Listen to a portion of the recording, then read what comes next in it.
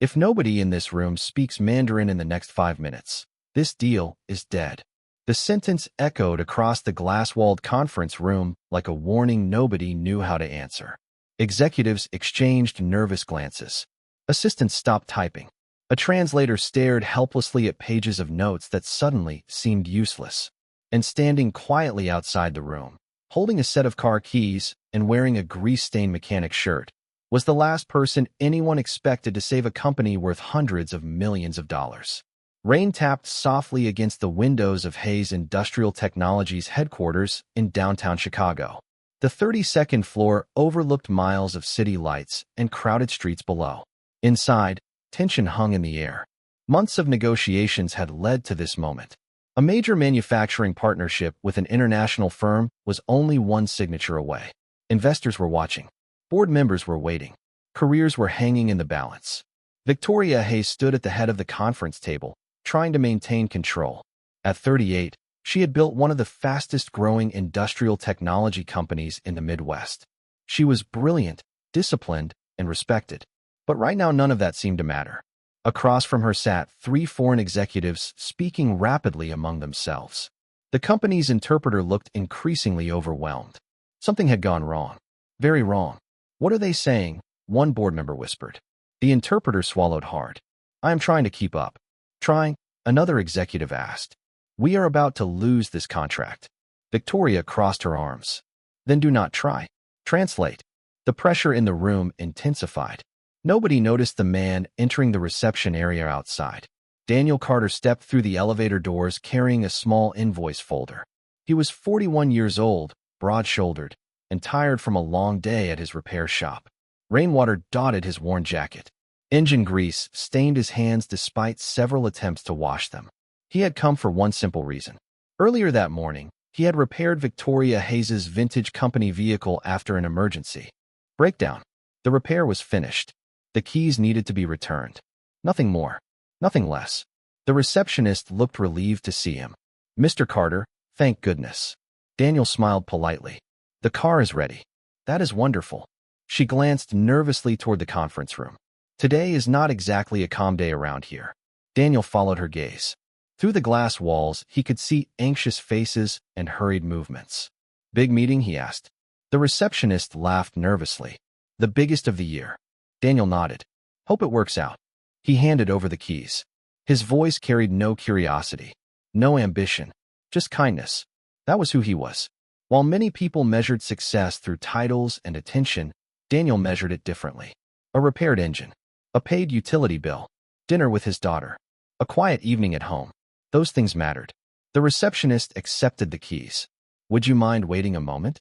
The CEO wanted confirmation personally. Daniel shrugged. "Sure." He sat in a chair near the conference room. Outside, thunder rolled faintly across the city skyline. Inside the meeting, voices grew louder. Victoria paced near the table. One executive loosened his tie. Another checked his phone repeatedly. The interpreter looked ready to panic. Daniel glanced toward the room briefly, then looked away. It was none of his business. At least that was what he thought. A few minutes later, Victoria suddenly exited the conference room.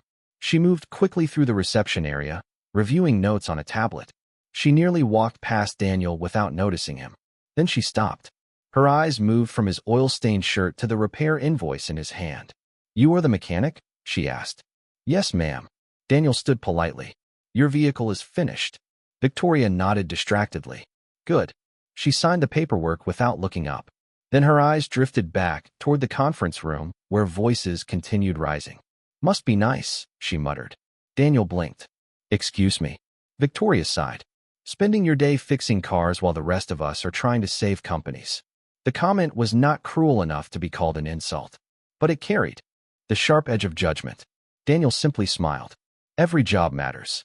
Victoria gave a brief laugh. "That sounds nice." Then she turned and walked away.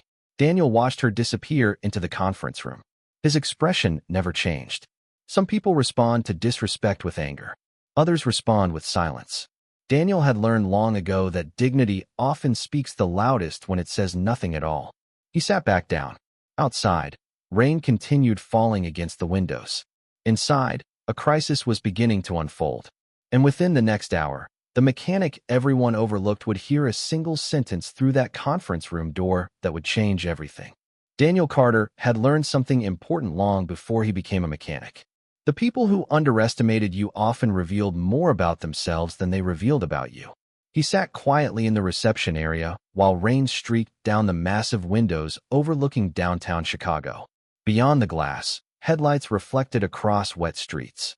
Inside, tension continued building inside the conference room. Raised voices drifted through the walls.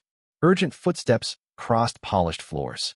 Somebody was losing control of a situation that had once looked certain.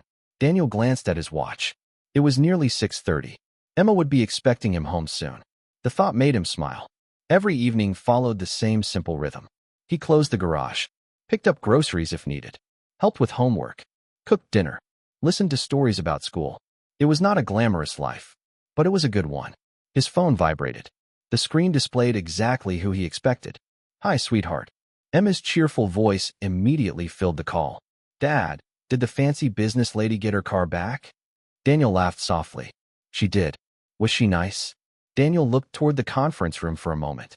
"I think she is having a difficult day." Emma considered that. "That means no." Daniel smiled. "That means people sometimes forget their manners when they are stressed." Emma giggled. "Grandma used to say stress is truth with bad timing." "Your grandmother said a lot of smart things." "Did you fix the engine?" "Completely." "Good." Her voice brightened. "Because you always fix things." Daniel leaned back in his chair. "Not always." "Almost always." The confidence in her answer warmed him more than she realized.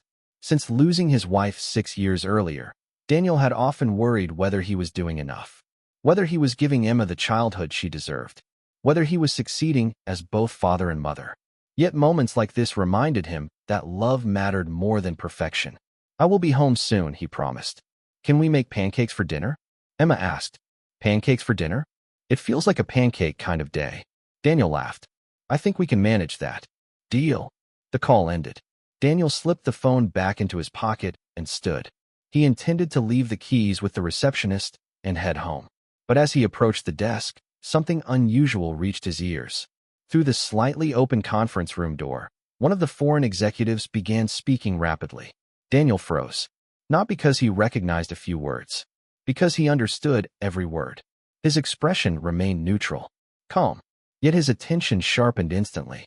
The speaker was using a highly technical form of Mandarin rarely heard outside specialized manufacturing and engineering negotiations.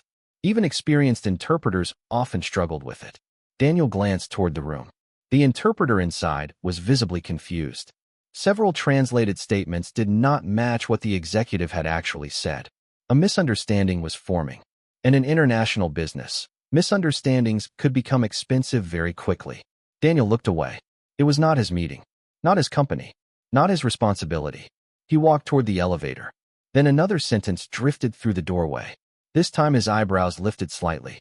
The translation was not just inaccurate. It was dangerously inaccurate. The foreign executive had expressed concern about production timelines. The interpreter translated it as a rejection of the partnership structure itself. Daniel stopped walking. Back inside the conference room, Victoria stood near the table reviewing documents. Her confidence was beginning to crack. Months of preparation were slipping away. Ryan Cole sat beside her, frustration visible on his face. "This is falling apart," one executive whispered. "No," Victoria replied sharply. "Not yet." But even she sounded uncertain. The foreign delegation exchanged increasingly concerned looks. The interpreter continued struggling. Every new sentence seemed to create more confusion than clarity. Outside the room, Daniel stared at the elevator doors.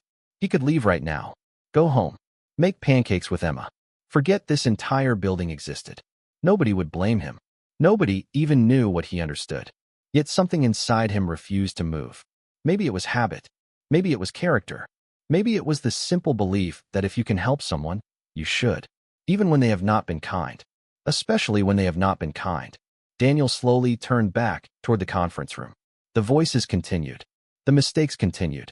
And for the first time all evening, the quiet mechanic began wondering whether remaining silent was actually the wrong choice. Daniel remained near the conference room doorway while the storm outside grew heavier. Rain drummed against the glass high above Chicago, and every passing minute seemed to tighten the pressure inside Hayes Industrial Technologies. Through the partially open door, he could hear the conversation becoming more strained. Words were being translated. Responses were being delivered. Yet the two sides were no longer discussing the same thing. That was the danger. Most people believed translation was about vocabulary.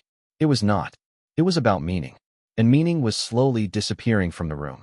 Daniel took a slow breath. Then another. He had spent years training himself not to interfere in situations that did not belong to him. Life became simpler that way. Fix the engine. Return the keys. Go home to Emma. Yet something about the growing confusion bothered him. One sentence in particular echoed in his mind. The visiting executive had expressed concern about adapting production schedules during seasonal supply fluctuations. The interpreter had translated it as doubt regarding the company's operational reliability. The difference sounded small. In reality, it was enormous. One version invited discussion. The other created offense. Inside the conference room, Victoria Hayes sat back in her chair and rubbed her temples. The confidence she projected to employees and investors was becoming difficult to maintain. She had spent nearly a year pursuing this partnership. Months of travel, endless presentations, late nights, risk assessments, financial projections. Everything had led here. Yet she could feel the opportunity slipping away. Across the table, the foreign executives exchanged concerned looks. Their lead representative spoke calmly, but his expression suggested growing frustration. Ryan Cole leaned toward Victoria. "We need to end this before it gets worse." Victoria shook her head. "Not yet. The conversation is collapsing." "I know. Then what is the plan?" Victoria stared at the documents in front of her. For perhaps the first time all day, she did not have an answer. Outside the room, Daniel checked his phone again. A message from Emma appeared on the screen. "Do not forget pancake syrup." Daniel smiled despite everything. A second message followed. "And chocolate chips." He laughed quietly. Some people spent their evenings worrying about stock prices and international contracts. Emma worried about pancakes. Somehow her concerns felt healthier. The smile faded as another exchange drifted through the conference room door. This time the translation error was impossible to ignore. Daniel closed his eyes briefly.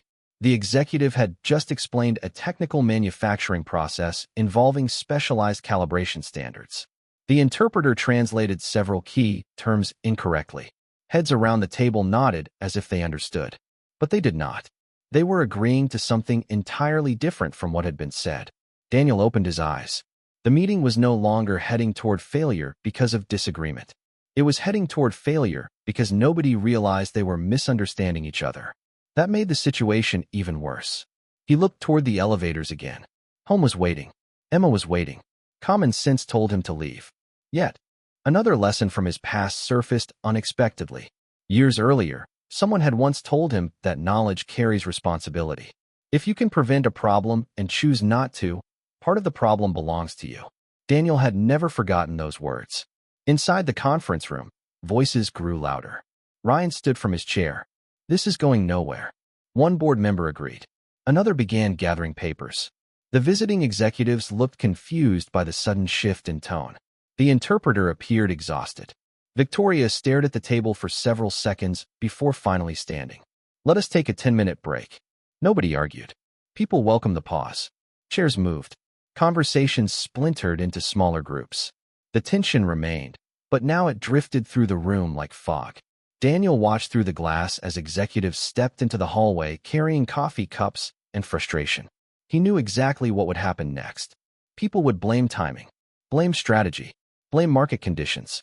Nobody would realize the real problem was language. Victoria exited the conference room once more. She looked even more exhausted than before. For a moment her eyes landed on Daniel. The mechanic was still there, still waiting quietly, still holding the same folder. "You are still here?" she asked. Daniel nodded, just waiting for the receptionist to finish processing the paperwork. Victoria gave a tired laugh. "You picked a terrible day to visit." Daniel looked toward the conference room, then back at her. For the first time, he considered saying something. The words nearly came, then stopped. Because once spoken, everything would change. Victoria Hayes stood motionless for a moment after speaking. The hallway around them felt strangely quiet compared to the storm of anxiety brewing inside the conference room. Daniel could see exhaustion behind her confidence now. Not weakness, just pressure. the kind that comes from carrying the weight of hundreds of employees, investors, and expectations. She glanced back toward the conference room where executives continued speaking in urgent voices. Then she looked at Daniel again. "You should be glad you are heading home," she said. "Trust me, you do not want to be in that room right now." Daniel smiled politely. "Probably not." Victoria gave a tired laugh. "At least somebody is having a better evening than I am." Before Daniel could respond, Ryan Cole exited the conference room carrying a tablet and several folders.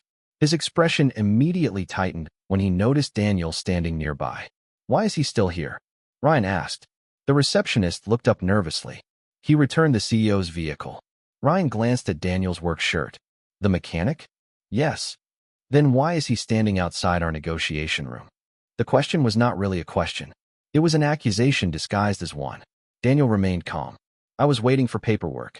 Ryan nodded toward the elevators. "Well, the paperwork is finished. Thanks for fixing the car."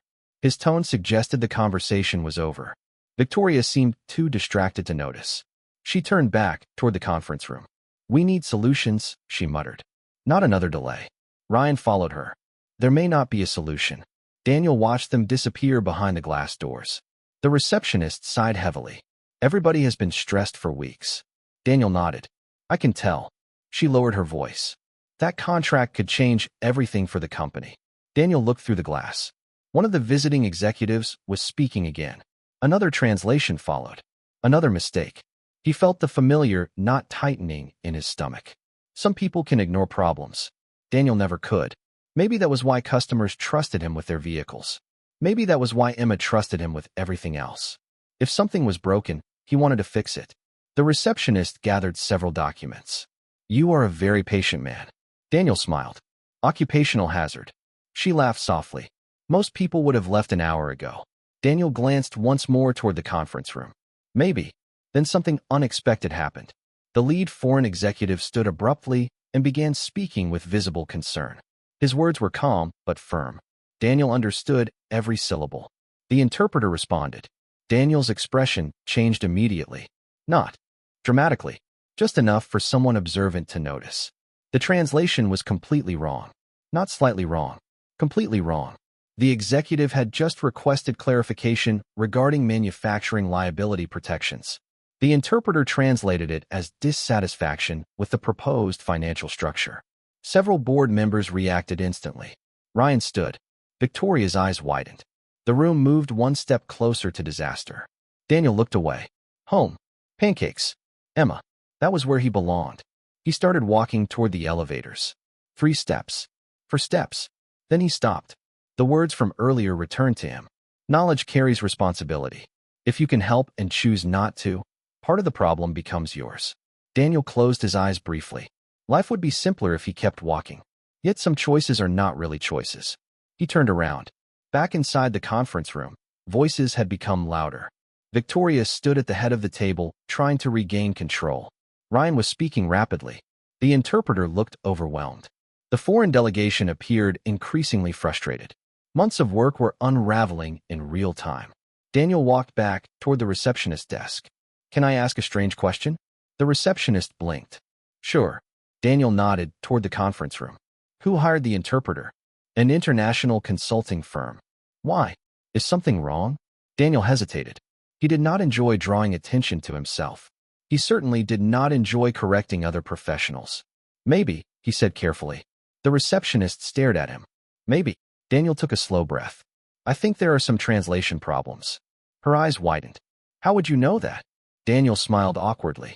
It was the same smile he used whenever someone asked about parts of his life he preferred to leave in the past. I understand the language. The receptionist blinked twice. You understand Mandarin? Among others. Before she could respond, another burst of tension erupted inside the conference room. Several executives stood simultaneously. Papers moved. Voices rose. The receptionist looked toward the chaos. Then back at Daniel. For the first time. All evening, she looked at him differently. Not as a mechanic waiting for paperwork. Not as a visitor. As someone who might actually matter.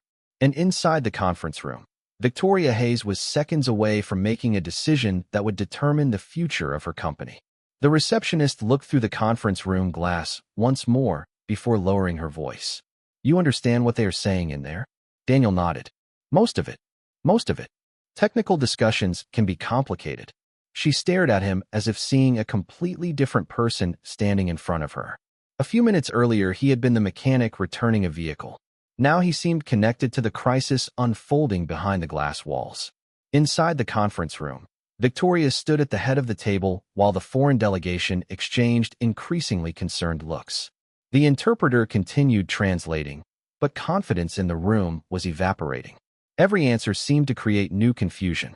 Every clarification seemed to raise another question. The atmosphere felt like a bridge slowly coming apart one plank at a time. Should somebody tell them? The receptionist asked. Daniel glanced toward the elevators. That depends. On what? Whether they want help. The receptionist almost laughed. Trust me, they want help. Daniel smiled faintly. Sometimes people only want help from certain kinds of people. The observation lingered between them. Both knew exactly what he meant.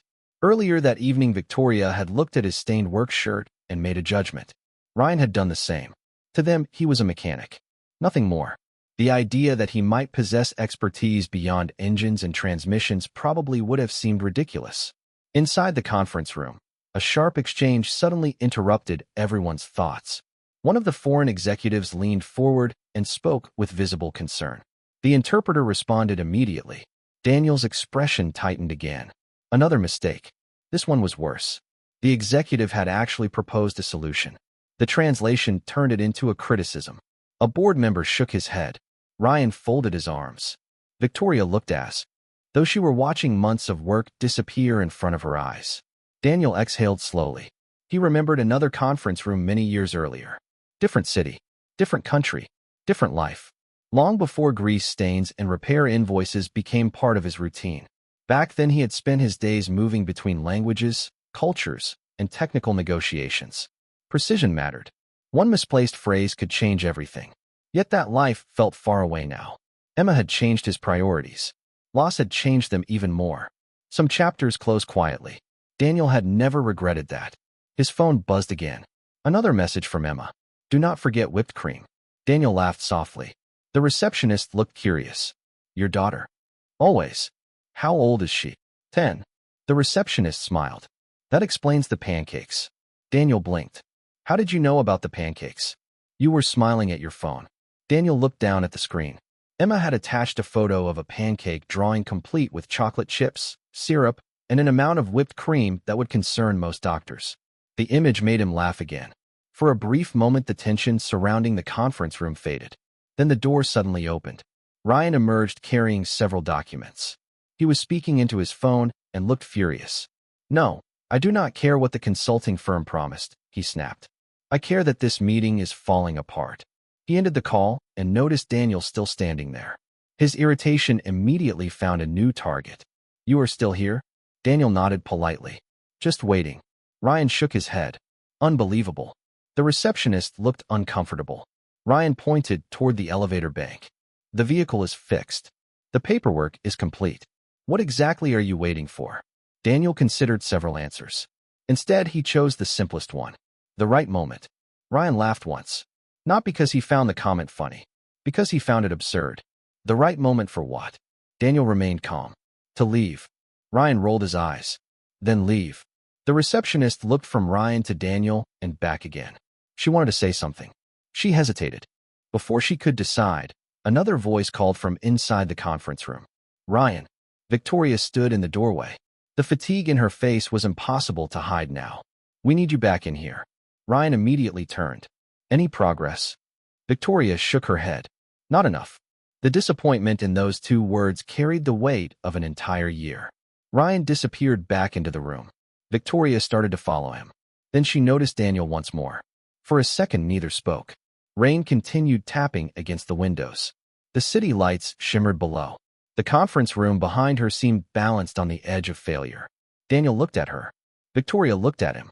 And for the first time all evening, he decided not to stay silent. I think your translator is making some serious mistakes. Victoria stared at Daniel for several seconds.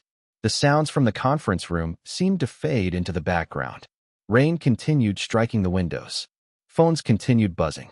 Yet for a brief moment, the entire evening narrowed to a single unexpected statement from a mechanic standing in a grease-stained work shirt. "What did you just say?" she asked quietly. Daniel remained calm. "I think there are translation errors." Victoria blinked. "You think?" "I am fairly certain." Before she could respond, Ryan appeared behind her. "What is going on?" Victoria glanced toward him. "He says the interpreter is making mistakes." Ryan looked at Daniel as though he had announced he could perform heart surgery. "And how exactly would you know that?" Daniel met his gaze without irritation. "I understand the language." Ryan laughed immediately. "Of course you do." The sarcasm was impossible to miss. Victoria folded her arms. Exhaustion and skepticism battled across her face. "You understand Mandarin?" Daniel nodded. "Yes." Ryan shook his head. "This is ridiculous." The receptionist shifted uncomfortably. She had heard the same claim only minutes earlier and had reacted exactly the same way. Yet something about Daniel's confidence made it difficult to dismiss him completely. He was not trying to impress anyone. He was not bragging. He was simply stating a fact. Victoria studied him carefully. "How much do you understand?" "Enough to know that several technical terms have been translated incorrectly." Ryan rolled his eyes. "Amazing." Daniel continued speaking as though the interruption never happened. "The lead executive is not questioning your business model." Victoria's expression changed slightly. "What?" "He is asking about seasonal production flexibility." Ryan opened his mouth to object. Daniel continued. "And 15 minutes ago, he proposed an adjustment to liability language." The interpreter translated it as a criticism. Silence followed. Victoria stared at him. Ryan stopped talking. The receptionist looked from one face to another. Daniel sighed softly. "I know this sounds strange." "Strange," Ryan replied. "You are a mechanic." Daniel nodded. "I am. And now you are apparently an international translator too." Daniel shrugged. "Not professionally anymore." Victoria's eyes narrowed. "Anymore?" For the first time all evening, Daniel looked slightly uncomfortable. Attention had never been something he enjoyed. "A long time ago," he said. "Before I opened the garage." Ryan laughed again. "Sure." But the laugh sounded weaker this time. Victoria noticed it too. More importantly, she noticed something else. Daniel was not guessing. His answers arrived too quickly, too specifically. People inventing stories usually over-explained. Daniel did the opposite. She looked toward the conference room. Through the glass walls, the foreign executives continued discussing the situation among themselves. Their expressions reflected concern, not hostility. Suddenly, she wondered whether Daniel might be right. The possibility sent a chill through her. If he was correct, then the entire negotiation had been built on misunderstanding. Months of preparation, weeks of strategy, hours of discussion, all distorted by inaccurate translation. "Can you prove it?" Victoria asked. Daniel glanced toward the conference room. "Probably." Ryan immediately stepped forward. "Absolutely not." Victoria turned toward him. "Why not?" "Because this is insane." Ryan lowered his voice. "We are talking about a billion-dollar partnership. Hundreds of millions." Victoria corrected automatically. "That is not the point." Ryan pointed toward Daniel. "You are seriously considering trusting a mechanic over a certified interpreter?" Daniel remained silent. Victoria looked back at him. Something about his composure stood out. Most people would have become defensive by now. Most people would have argued. Daniel simply waited. Patient, calm, unconcerned with proving himself. The quality felt strangely familiar. It was the kind of confidence that came from knowledge rather than ego. Another voice suddenly echoed from inside the conference room. The lead executive stood and began speaking rapidly. Daniel listened for several seconds. Then he closed his eyes briefly. "What did he say?" Victoria asked. Daniel looked directly at her. "He just told his team that he believes your company is not understanding their concerns." The color drained slightly from Victoria's face. "How do you know that?" Daniel answered immediately. "Because that is exactly what he said." Before anyone could respond, the interpreter stepped into the hallway. He looked exhausted, frustrated, defeated. "Ms. Hayes," he said quietly, "I need a moment." Victoria stared at him, then at Daniel, then back at the interpreter. For the first time that evening, doubt entered the room. Not doubt about the negotiation, doubt about everything they thought they knew. And standing quietly beside the reception desk, holding nothing more than a repair invoice and a set of work-worn hands, Daniel Carter suddenly became the most important person in the building.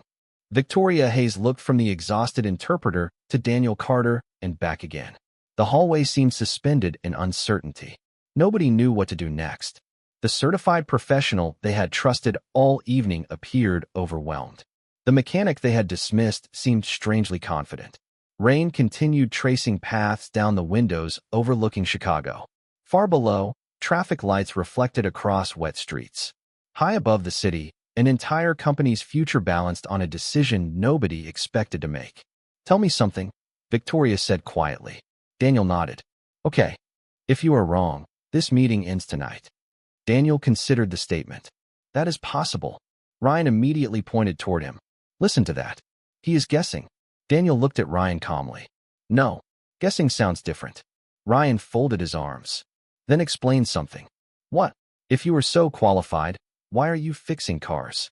The question carried the same judgment hidden inside every previous comment. Daniel did not seem offended. He simply smiled faintly. "Because I like fixing things." Ryan laughed. "That is not an answer. It is the truth." Victoria studied him carefully. The strange thing was not that Daniel claimed to understand the language. The strange thing was how little he seemed interested in proving it.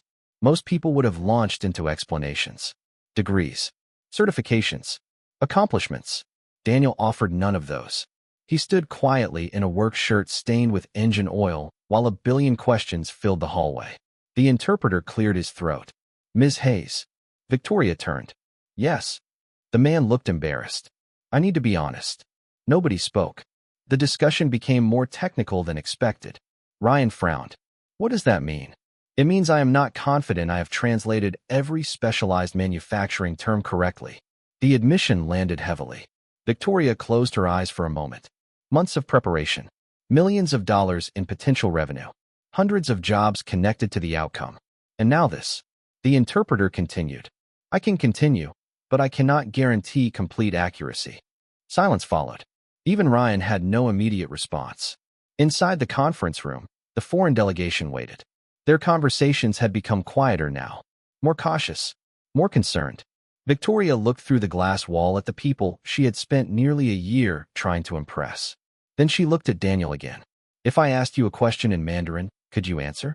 Daniel nodded. "Probably." Ryan groaned. "This cannot be happening." Victoria ignored him.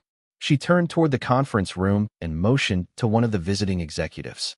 The man stepped into the hallway, looking confused. Victoria offered a polite explanation. The executive listened carefully before his eyes shifted toward Daniel. At first he seemed surprised, then curious. Victoria spoke again. The executive nodded and turned toward Daniel. What followed happened so quickly that nobody had time to prepare. The executive asked a question in rapid Mandarin. Daniel answered immediately, not hesitating, not searching for words. The response flowed naturally, smoothly, effortlessly. The executive's eyebrows lifted.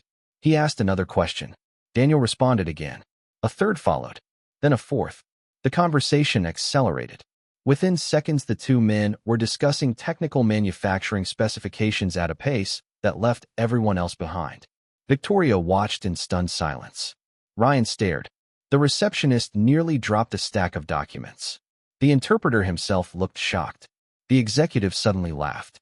It was the first genuine smile anyone had seen from him all evening. He extended his hand toward Daniel. Daniel shook it politely. Then both men continued speaking. Victoria could not understand a single word. Yet she did not need translation to recognize what she was seeing. Competence has a certain rhythm. Confidence has a certain sound. Whatever Daniel was doing, it was real. Finally, the executive turned back toward Victoria. His expression had completely changed. "Your mechanic," he said in accented English, "understands our industry exceptionally well." Ryan looked as though someone had removed the floor beneath him. Victoria blinked twice. "He does." The executive nodded. "Very much." Daniel immediately looked uncomfortable. "I would not go that far." The executive laughed again. "That is exactly why I believe it." Victoria stared at Daniel. Earlier that evening, she had joked about spending the day fixing cars while other people saved companies. Now she was beginning to realize how little she actually knew about the man standing in front of her. The rain outside continued falling. The city lights continued glowing. But something fundamental had shifted. For the first time all night, hope returned to the hallway. And for the first time all night, Victoria Hayes found herself asking a question she never imagined asking. Mr. Carter, she said carefully, would you be willing to help us finish this meeting? For several seconds, nobody spoke. The question hung in the hallway while rain continued falling beyond the windows. Victoria Hayes stood waiting for an answer she never imagined she would ask. Ryan Cole looked horrified that she had asked it at all. The foreign executive remained beside Daniel with an expression that suggested he already knew what the answer should be. Daniel Carter glanced toward the conference room. Then he looked at his watch. 6:48. Emma would be waiting. Pancakes were already late. The thought almost made him smile. Mr. Carter? Victoria asked again. Daniel took a slow breath. I can help. Relief flashed across Victoria's face. Then Daniel added 3 words. For a little while. Ryan immediately stepped forward. This is a terrible idea. Victoria turned toward him. Do you have a better one? Ryan opened his mouth, then closed it. Nobody else offered an alternative. The interpreter himself lowered his eyes. The room had reached a point where pride was no longer useful. Results were all that mattered. Victoria looked back at Daniel. Please. The word surprised even her. CEOs gave instructions. They rarely asked. Daniel nodded politely. All right.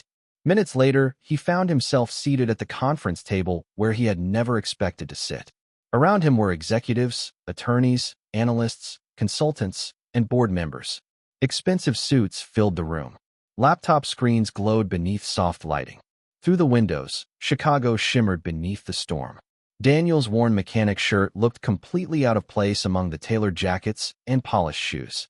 Yet strangely, he appeared more comfortable than many of the people surrounding him. Victoria noticed that immediately. Most people entering a room like this would have been intimidated. Daniel seemed focused only on the work itself. The lead foreign executive smiled warmly. Thank you for joining us. Daniel returned the smile. Happy to help.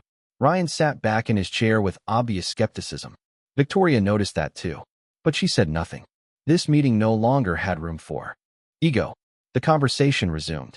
The foreign delegation began explaining several concerns regarding manufacturing timelines, quality control procedures, and international compliance standards.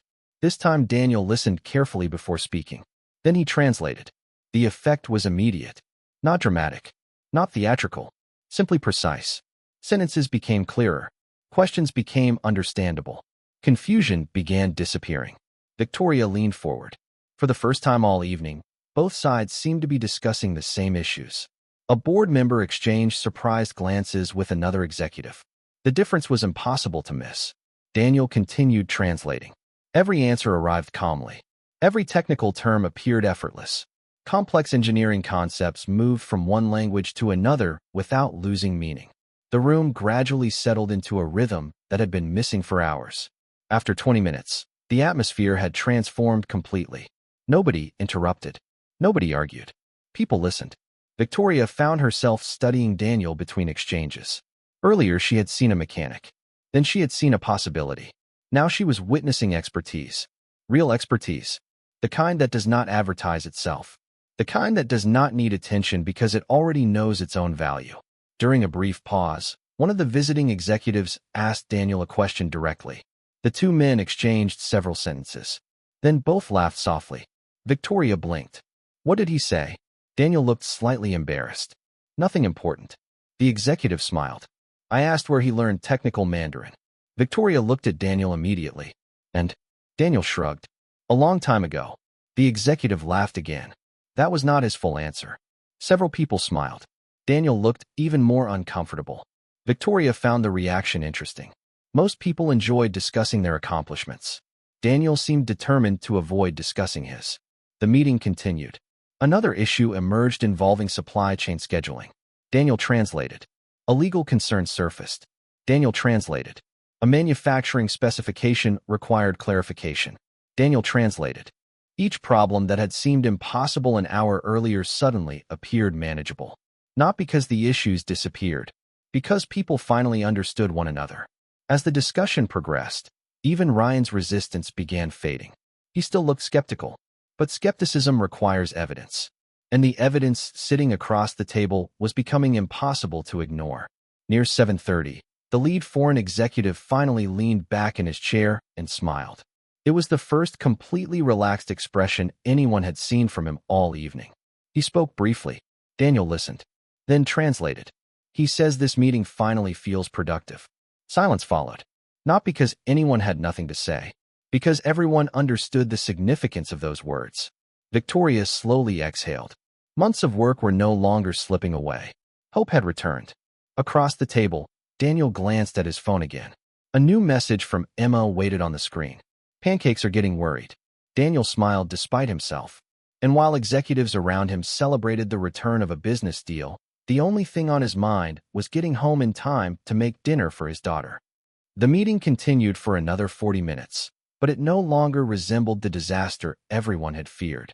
The tension that had dominated the room earlier slowly gave way to concentration.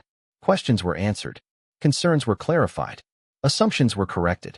One by one, obstacles that had seemed impossible began shrinking into ordinary business challenges.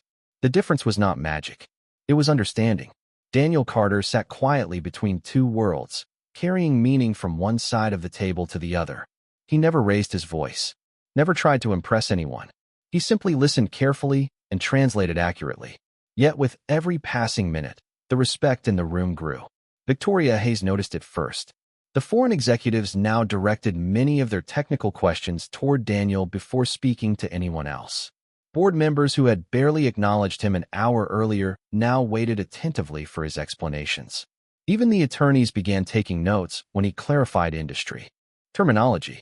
It was as though the mechanic nobody noticed had suddenly become the most trusted voice in the room. During a brief pause, coffee was brought in. Several people stood to stretch. Daniel used the opportunity to check his phone again. 3 new messages from Emma waited. The first read, "Pancakes are officially concerned." The second read, "Syrup is losing hope." The third included a sad face drawn entirely with punctuation marks. Daniel laughed quietly. Victoria happened to notice. "Good news?" she asked. Daniel smiled. "My daughter thinks dinner negotiations are becoming critical." A few people around the table chuckled. The comment broke some of the remaining tension. Victoria found herself smiling too. Earlier that evening, she would never have imagined sharing a light conversation with the man she had dismissed as just a mechanic. The realization made her uncomfortable, not because of Daniel, because of herself. She had built a career around evaluating people, opportunities, and risks. Yet she had completely misjudged the person sitting 3 feet away. Across the table, the lead foreign executive began speaking with another member of his team. Daniel listened for a moment before smiling. Victoria noticed. "What?" she asked. "Nothing serious." "What did they say?" Daniel hesitated. "They were discussing whether I work for your company." Victoria blinked. "And they cannot understand why someone with my language background is repairing cars." Ryan shifted uncomfortably in his chair. The comment landed harder than anyone expected. Daniel continued before the silence became awkward. "I told them I own a repair shop." The executive smiled and added something in Mandarin. Daniel laughed softly. Victoria leaned forward. "Now what?" He said, "I am probably the only mechanic he has ever met who can explain manufacturing regulations in 3 languages." The room laughed. Even Ryan managed a reluctant smile. Yet beneath the humor, curiosity was growing. Nobody understood Daniel. Not really. Questions lingered everywhere. Where had he learned these skills? Why had he left that world behind? Why spend his days repairing engines when he clearly possessed abilities that could earn him a completely different career? Daniel seemed determined not to answer any of them. The meeting resumed. A final set of documents was reviewed. Contract language was adjusted. Clarifications were made. Then something remarkable happened. The lead executive closed his folder and nodded slowly. He spoke for nearly a minute. Daniel listened carefully before translating. "He says the concerns have been resolved." Nobody moved. Nobody breathed. Daniel continued. "He says his team is prepared to move forward." For a moment, the room remained silent. Then relief swept across the table like sunlight breaking through clouds. One board member leaned back and laughed. Another closed his eyes in gratitude. Several executives exchanged handshakes. Victoria simply sat there absorbing the words. Months of effort had survived. The partnership was alive. The company was safe. The future she had spent a year fighting for had not disappeared after all. The lead executive then added one final statement. Daniel listened. His expression softened. "What did he say?" Victoria asked. Daniel looked around the room. "He said he believes trust is built when people are willing to listen." Silence followed again. This time it felt different. Quieter. More personal. Victoria glanced at Daniel. The irony was impossible to ignore. Earlier, she had looked at his work clothes and decided how much value he possessed. She had seen grease and assumed limitations. She had seen a mechanic and assumed simplicity. Yet the person who ultimately protected her company had been sitting in front of her the entire evening, not demanding recognition, not advertising his talents, just waiting patiently while everyone else made assumptions. Outside, the storm was finally beginning to pass. The rain slowed against the windows. The lights of Chicago shimmered beneath clearing clouds. And for the first time all night, Victoria Hayes found herself wanting to know the story Daniel Carter had spent years refusing to tell. The conference room felt lighter now. The tension that had dominated the evening had finally loosened its grip. Coffee cups sat half empty beside open folders. Attorneys reviewed updated contract language. Board members spoke in quieter voices. For the first time all night, people sounded hopeful instead of worried. Daniel Carter noticed the change but did not linger on it. As far as he was concerned, the problem had been identified and fixed. The rest belonged to the company. He checked the time again. Nearly 8 o'clock. Emma would probably be standing at the kitchen window by now, watching for his truck. The image made him smile. Victoria Hayes noticed. Throughout the evening, she had found herself watching Daniel more carefully. Not because of what he had done, because of how he had done it. There was no arrogance, no desire for recognition, no attempt to capitalize on the moment. Most people who suddenly became the center of attention would have enjoyed it. Daniel seemed eager to escape it. The lead foreign executive stood and extended his hand toward Victoria. I believe we are moving in the right direction now. Victoria shook his hand warmly. I agree. The executive smiled. And I believe we owe thanks to your colleague. He nodded toward Daniel. Several people turned. Daniel immediately looked uncomfortable. Please do not make this bigger than it is. The executive laughed. That may be too late. A few people around the table smiled. Ryan remained unusually quiet. Earlier that evening, he had dismissed Daniel repeatedly. Now he avoided eye contact altogether. The contrast was impossible to miss. Victoria sat back in her chair and studied Daniel for a moment. Finally, she asked the question everyone had been wondering. How did you learn all of this? Daniel looked genuinely surprised. All of what? The language, the technical terminology, the manufacturing regulations, the negotiation process. Daniel glanced around the room. Every face seemed interested. He sighed softly. It was a different life. What does that mean? Victoria asked. Daniel looked down at the table. Years ago, I worked in international technical consulting. Ryan blinked. Several board members exchanged looks. Victoria leaned forward. Consulting. Daniel nodded. Mostly manufacturing partnerships and engineering projects. Silence settled over the room. One executive laughed quietly. You are serious? Daniel smiled. Yes. Victoria could hardly believe it. You did all of this professionally? For a while. For a while. Daniel nodded again. Then my wife became sick. The room immediately grew quieter.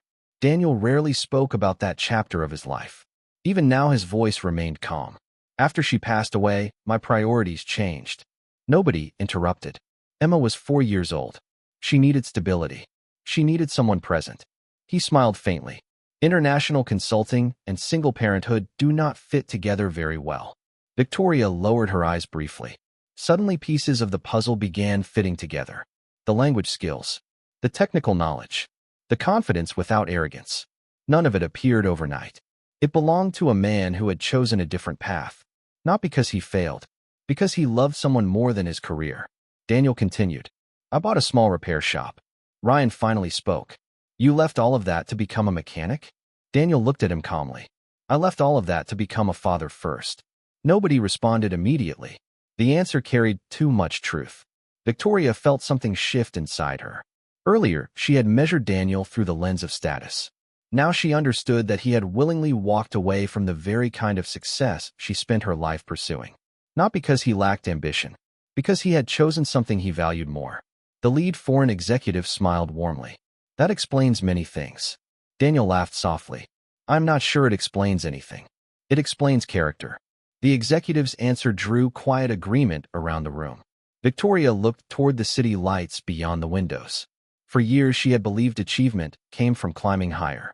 Bigger contracts, larger companies, greater influence. Daniel seemed to have discovered a different definition entirely. Success measured through family, responsibility, presence. The meeting gradually moved toward its conclusion. Final adjustments were made. Remaining concerns were addressed. The partnership was no longer in danger. It was moving forward. Yet the most important thing Victoria gained that evening had nothing to do with business. It was perspective.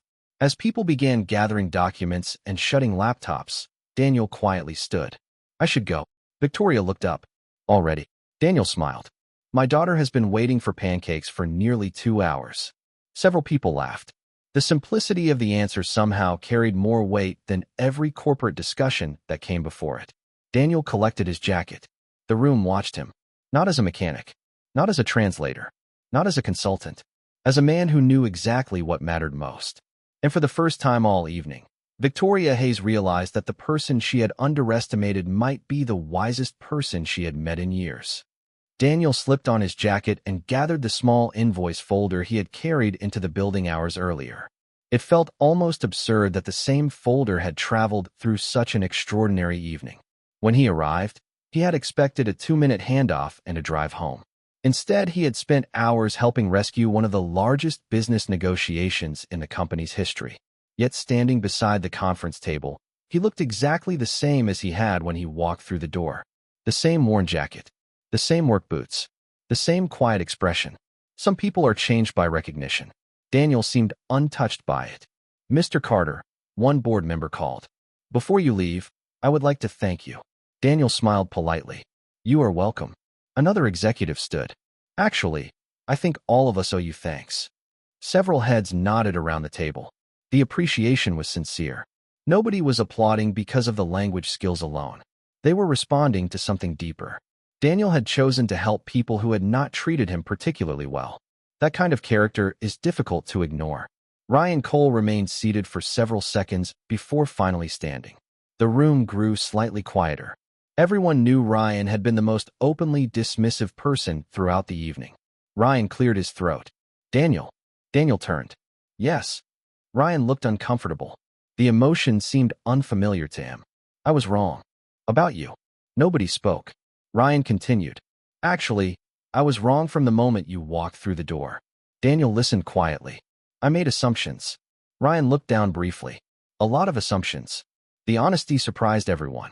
It surprised Ryan too. I looked at your clothes and decided who you were before I knew anything about you. Daniel's expression remained calm. It happens. Ryan shook his head. It should not. Silence settled over the room. Some apologies are offered because people feel obligated. This one felt different. Ryan genuinely meant it. Daniel nodded gently. Thank you. Ryan blinked. That is all. Daniel smiled. What else would there be? A few people laughed softly. The tension disappeared. Ryan managed a small smile of his own. For the first time all evening, the distance between them seemed to shrink. Victoria watched the exchange carefully. She had expected bitterness, resentment, maybe even satisfaction. Instead, Daniel offered grace. Not because he was weak, because he had no interest in winning personal battles. He simply wanted to go home to his daughter. The realization struck her more deeply than she expected. Daniel, she said. He turned toward her. Yes. Victoria took a slow breath. For perhaps the first time in years, she spoke without the confidence of a CEO. I owe you an apology too. The room became silent again. Victoria looked directly at him. Earlier tonight, I judged you. Daniel said nothing. I saw a mechanic and decided that was the entire story. She glanced down briefly before continuing. I was stressed. I was distracted. But those are explanations, not excuses. Daniel listened patiently. Victoria met his eyes again. You saved this partnership. More importantly, you reminded me of something I should have remembered a long time ago. What is that? Daniel asked. Victoria smiled faintly. That titles tell you what someone does. They do not tell you who someone is. Several people nodded quietly. The words carried weight because everyone in the room had lived through the lesson together. Daniel's smile returned. That is a good lesson. Victoria laughed softly. Apparently I needed it. Outside the windows, the rain had stopped completely. The city lights shone brighter now, reflecting across the glass like scattered stars. The storm had passed. Inside the conference room, a different kind of storm had passed as well. Pride had softened. Assumptions had been challenged. Respect had replaced judgment. Daniel checked his phone one more time. Another message from Emma waited. New update. Pancakes have entered negotiations with cereal. Daniel laughed out loud. The sound surprised everyone. Victoria smiled. I think somebody misses you. Very much. Then you should probably go. Daniel nodded. I think so. He started toward the door. Halfway there, the lead foreign executive called after him. Daniel turned. The executive spoke briefly in Mandarin. Daniel listened, then smiled. Thank you. Victoria looked curious. What did he say? Daniel hesitated. He said the most valuable translator in the room was not translating language. What does that mean? Daniel smiled thoughtfully. He said I was translating trust. The room fell silent one final time. Not because nobody understood, because everyone did. And as Daniel Carter walked toward the elevators, carrying nothing except a worn jacket, a repair invoice, and the desire to get home before bedtime, every person in that room understood they had witnessed something far more important than a business deal. The elevator doors closed behind Daniel Carter with a soft chime. For the first time in hours, he was alone. The silence felt almost strange after spending the evening surrounded by executives, attorneys, translators, and negotiations worth more money than he cared to imagine. He leaned back against the wall and exhaled slowly. The city lights slid past through the glass panels as the elevator descended toward the lobby. His phone vibrated again. Emma had sent another message. Emergency update. Cereal has rejected the proposal. Pancakes remain the preferred outcome. Daniel laughed quietly. Several people entering the elevator from another floor glanced toward him. He simply shook his head. My daughter, he explained. They smiled in understanding. Some things require no further explanation. When the elevator reached the ground floor, Daniel stepped into the lobby and headed toward the parking garage. The storm had completely passed. Beyond the massive glass entrance, the streets shimmered beneath fresh reflections and city lights. Chicago looked cleaner somehow after the rain. His truck sat exactly where he had left it hours earlier. Ordinary, reliable, unremarkable, much like its owner. Daniel started the engine and pulled onto the street. Traffic had thinned. The drive home felt peaceful. His thoughts drifted briefly toward the evening, not toward the business deal itself. That part no longer belonged to him. He thought about Victoria, Ryan, the foreign executives, people carrying enormous responsibilities and pressures. He hoped things worked out for them. Then he turned his attention back to Emma, the most important person in his world. 25 minutes later, he pulled into the driveway of a modest brick house in a quiet neighborhood. Before he even turned off the engine, the front door opened. Emma burst onto the porch wearing oversized socks and a sweatshirt several sizes too large. Daniel smiled immediately. She raced down the walkway. You are late. I know. The Pancakes filed a complaint. A serious one. Very serious. Daniel laughed and lifted her into a quick hug. I am sorry. Emma narrowed her eyes dramatically. I am willing to forgive you. That is generous. I know. Together they walked inside. The house smelled faintly of cinnamon candles and books. Family photographs lined the hallway. The space was not large. It was not luxurious, but it was filled with something many expensive places lacked. Peace. Emma followed him into the kitchen. So what happened? She asked.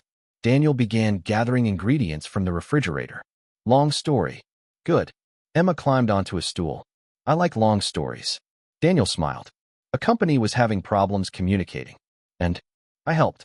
Emma considered that. Of course you did. The certainty in her voice made him laugh. To Emma, helping people was simply what her father did. It was not remarkable. It was expected. She had never known the version of Daniel who traveled internationally and negotiated technical agreements. She knew the man who fixed bicycles, attended school events, and made pancakes on Tuesday nights. Somehow that mattered more. As batter sizzled on the griddle, Emma continued asking questions. Daniel answered only the simple ones. The rest he quietly skipped. Not because he was hiding anything, because he genuinely did not think it was important. Meanwhile, 30 floors above downtown Chicago, the atmosphere inside Hayes Industrial Technologies remained unusually thoughtful.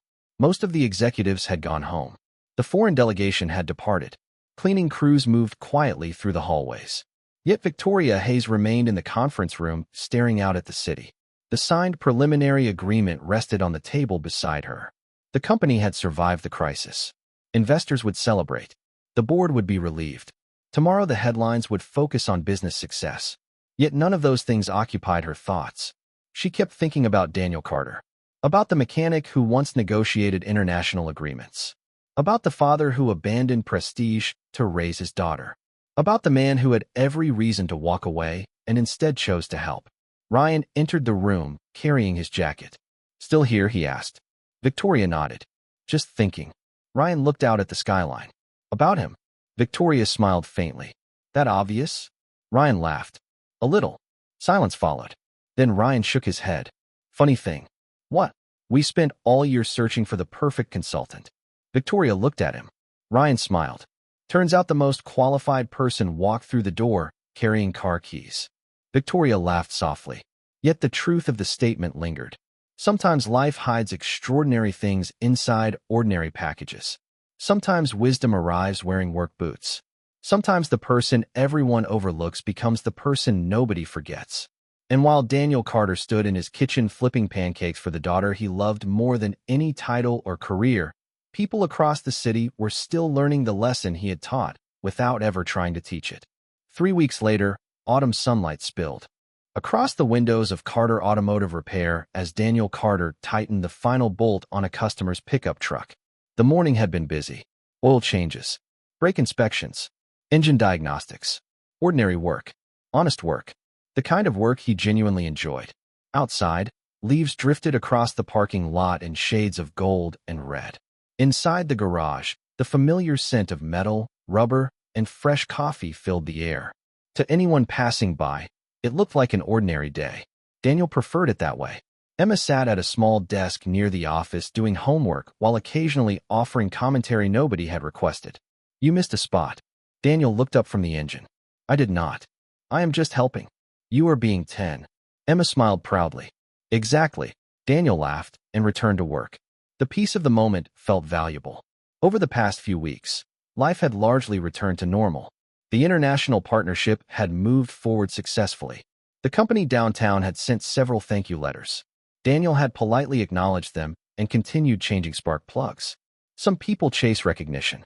Daniel had always chased balance. Family, stability, purpose. Those things mattered more. His phone rang. The caller identification displayed a familiar name. Victoria Hayes. Daniel wiped his hands and answered. "Good morning." "Good morning," Victoria replied. "Am I interrupting?" Daniel glanced toward the engine. "Only a battle between me and a stubborn bolt." Emma laughed from across the room.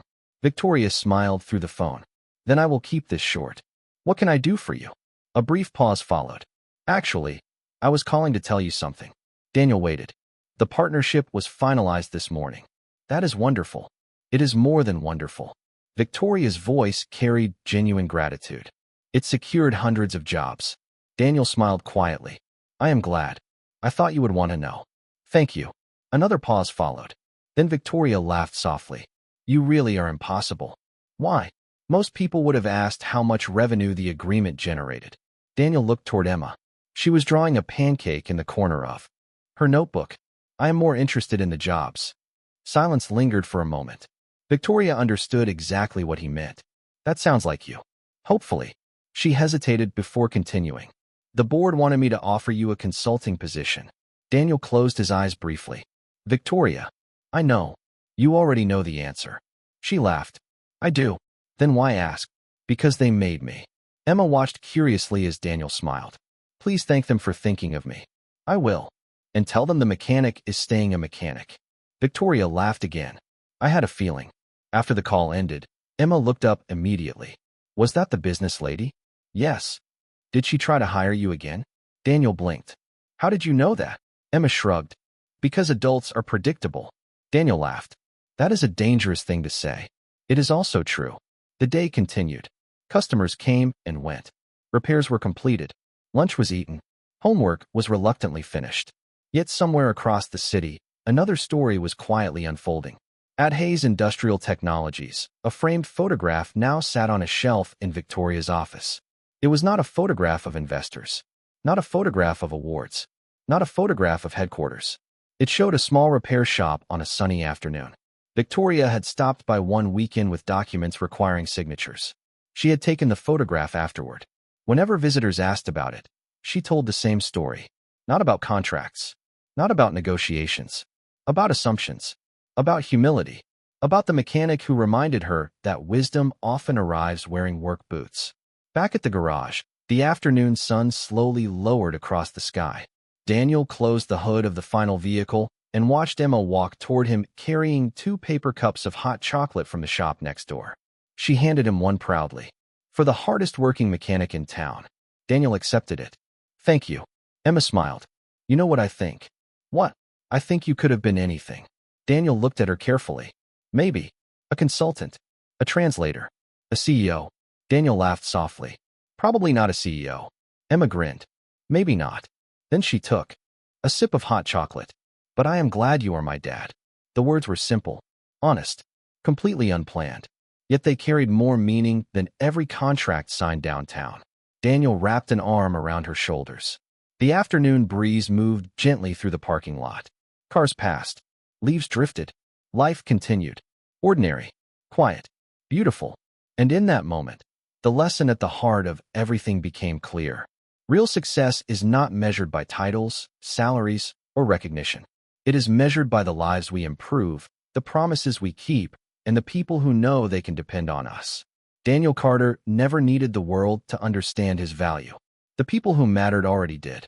And sometimes the greatest form of dignity is walking away from applause so you can be present for the moments that truly matter.